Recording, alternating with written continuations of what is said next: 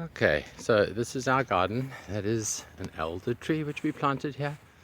We have 2 hops growing up on the side of the garage and a bunch of flowers, hostas and things. And then the garden. So we have some beans in the corner. They're a little overgrown with grass at the moment, but they'll come back.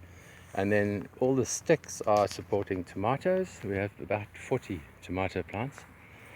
These are potatoes, getting ready to pick quite soon, and onions. And this is something called the Three Sisters garden, which the Native Americans used to do. So we have mealies, and then growing on the mealies we have beans which you plant below them, and because they climb, they get up in between the mealies and they use the mealies as their stalk, their protected, what do you call it, their stakes. And then in between that we planted pumpkins and gem squash, and you can see some down there, for instance. So we have pumpkins and gem squash and Hubbard squash and others. There's some flowers, zinnias and cardoons, which are similar to artichokes. That back row that you see there is all the peas, which are pretty much picked now, but we got a lot of peas out of there. And down here I've got 3 different kinds of lettuce and some rocket, and I think some broccoli if I'm not mistaken. And this is borage, which the bees like very much. And here's some more pumpkins. So we've got, I don't know, far too many, a lot of them. So those are going to spread themselves out probably from here to Philadelphia. These are garlic, and then in the front here we have a few nasturtiums and parsley coming up. There's more borage, stinging nettles, which we use for herbal tinctures, and also you can eat them like spinach. A couple of rosemary plants there, and this thing with the big leaves here is horseradish.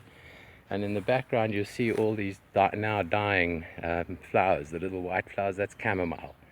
The yellow flowers that you see there are yarrow, another herb that we can use. And down here there's a scrappy looking thing with 1 yellow flower in it. That is arnica, which is often used as a herb in healing ointments. This is catnip, and as you can see we've got some bees come to visit, and the catnip obviously is for echo.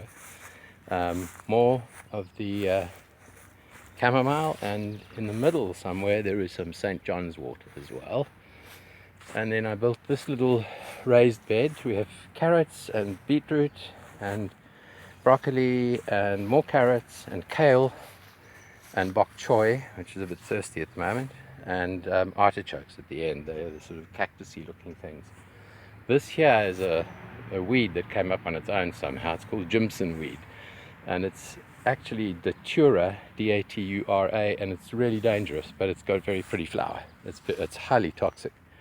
We have more beans here and some dill, and over here we have lemon balm and sage, more zinnias, and then down below next to the sage I've got some thyme growing there, and some chives, and lots of basil, and some tarragon behind it, chili peppers at the back there, and more bok choy, and new beans coming up here because we're going to need them when the other ones run out.